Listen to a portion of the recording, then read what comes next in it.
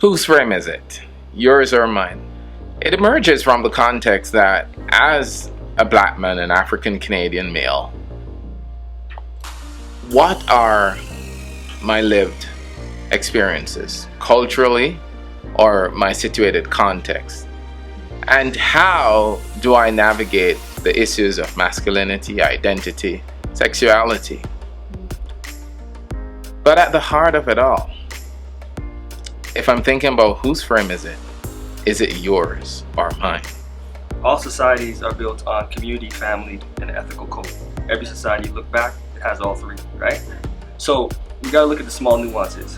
We like to compare oppression Olympics. We like to say Jews went to the Holocaust, Asians went to this, blah, blah, blah, right? For one, 400 years of slavery is a long time. That's for one. And second of all, when the Jews came, they had all three. So the family wasn't disseminated. They went through the Holocaust, but when they came to North American soil, they were still united. So when you take that, you have different countries, different tribes being all separated from one continent, the history is going to be displaced. You may not know where you come from. You can't even speak your language. You're not allowed to. So all those things are taken from you, right? So it's important to understand that for us as well, we have to understand that we're missing the simple things, like modeling just normal behavior. How about a husband loving his wife? How about emotional behavior development, right? How about self-care? And the whole idea of understanding where you come from your history. But that's only one thing. This is such a layered conversation when we're dealing with our plight. It's more than just reading a history book. We have to model it in our home. And that starts with women and men getting past this point where we can't have a proper conversation and converse and build strong foundation in relationship. Because it starts with family first. If you can't build that, we can just the win to all the other stuff. It doesn't make any sense. Because the kids are watching. If we're talking about, what's going to happen next, it's the next generation. We have to make the sacrifice for them. And that's what I tell all my peers and my homies. I say, it's not about us anymore. If you're talking about, you want to be pro-black and you want to move the culture forward, do the little things. Now, we have to now begin to celebrate ourselves.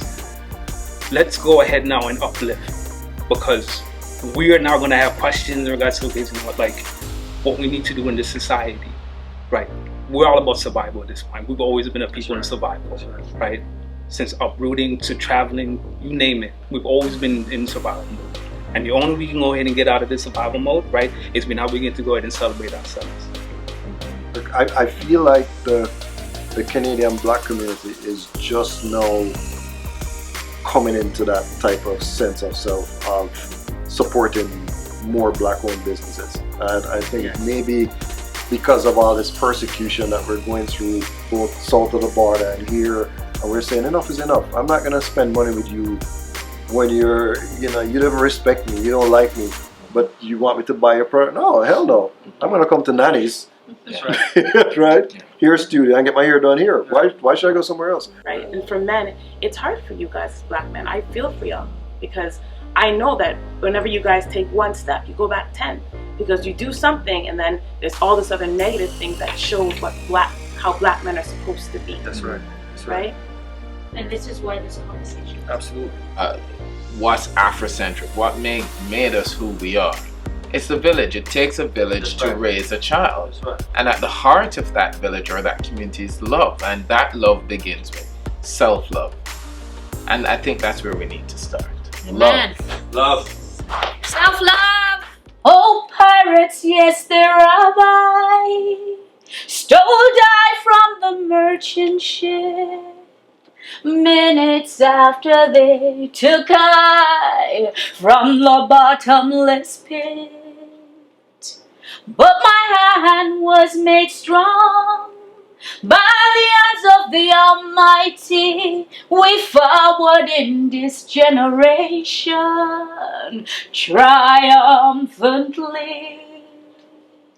Won't you help me sing?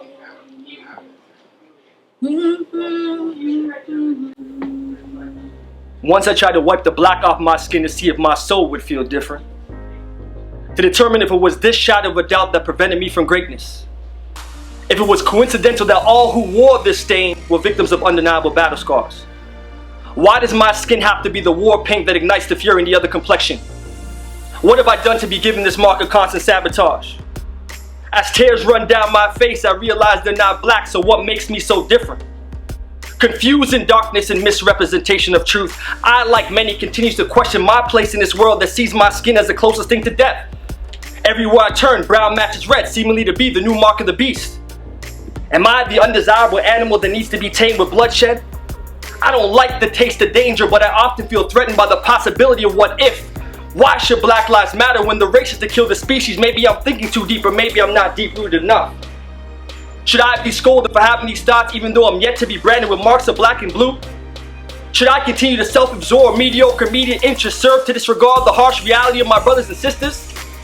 The Libra scale used to subdue my motivation for change and instigate a conflict for desire with the ones that I love?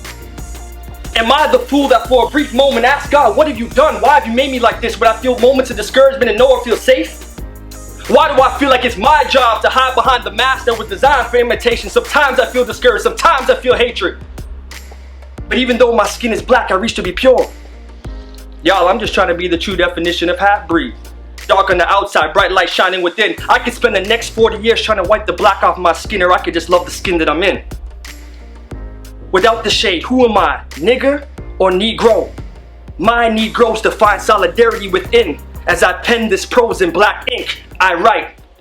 Emancipate yourself from mental slavery. None but yourself can free your mind. Have no fear of atomic energy, 'cause none of them can stop the time. How long shall they kill our prophet while we stand aside and look? Some say it's just a part of it.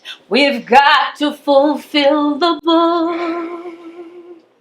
Won't you help me sing these songs of freedom? It's all I ever had. Redemption song. Redemption song.